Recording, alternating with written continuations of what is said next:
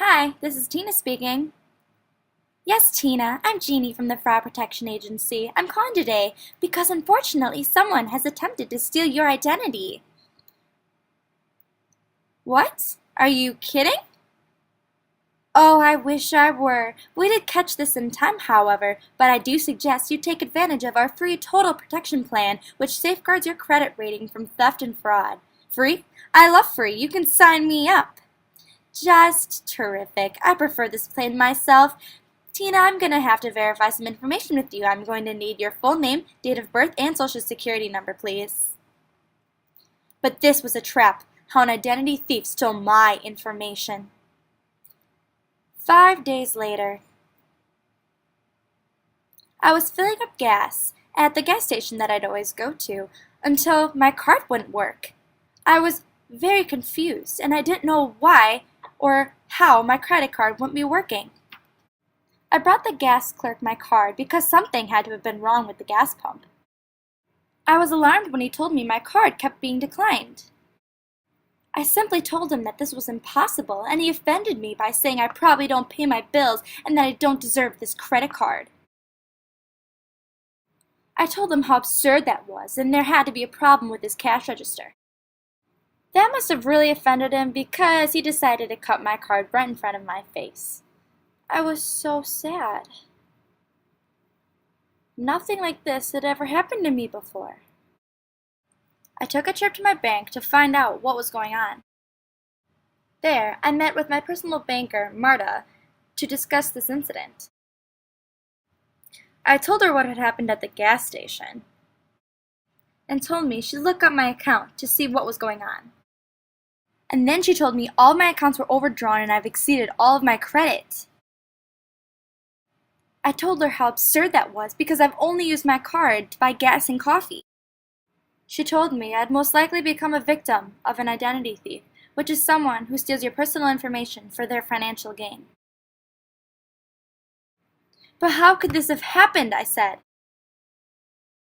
She told me that identity thieves can steal your personal information from the internet, fake emails, phone calls, or even from the dumpster when you don't shred your old documents. She gave me a packet full of more information and also referred me to an identity theft agency to get this matter handled. I couldn't believe that this had happened to me. I still had so many questions. Meanwhile, my identity thief had been shopping around and using my card at places like Big Lots.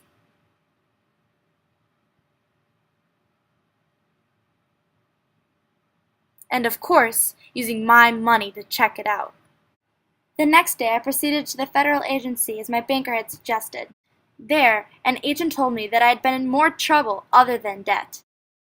She told me that I had a court hearing in Juneau, Alaska next week. That can't be right, I said. I've never been to Alaska. She researched the Juneau Police Department and discovered 2 mugshots that they had put on their site. Most certainly, those pictures were not of me. I told her that I had no idea what to do and asked her how I should fix this. She told me that I need to place an initial fraud alert, freeze my current accounts, order my credit report, and create an identity theft report as well. She informed me that it won't be an easy fix and it could take up to 6 months before I get any of my money back. I was too outraged by this and didn't have the patience to wait 6 months. Why wait 6 months, I thought, when I could do it by myself? Finally, we shook hands, and I thanked her for all of her help. The next day, I was off to Alaska in search of the identity thief who had taken my information. I wandered the city of Juneau in search for my identity thief. I had brought along the mugshot pictures and asked citizens if they'd seen this woman around. Finally, I landed a lead from a Starbucks worker that he's seen the woman usually come in around 8 o'clock every morning. The next morning, I was there at 7:45 to catch her in person. Soon enough, I see the familiar face and hair walk in. She sat down fairly close to me, which made it easy to approach her. "Excuse me," I said. "You look really familiar." She told me her name was Tina. Then I said, "That's funny. That's my name too." I said, "I'm pretty sure you know who I am and why I'm here." She tried telling me she had no idea what I was talking about. Let's just say my attempt to solve this myself wasn't as successful as I thought it'd be. Don't do what I did. Leave these kinds of crimes to the professionals. It may be a pain, but it'll be a lesson learned. This can be prevented by keeping your personal information very secure. Never give your information to anyone unless you have initiated it. Don't leave your important documents lying around, and make sure you log off of any online sites you use to keep track of your financial data.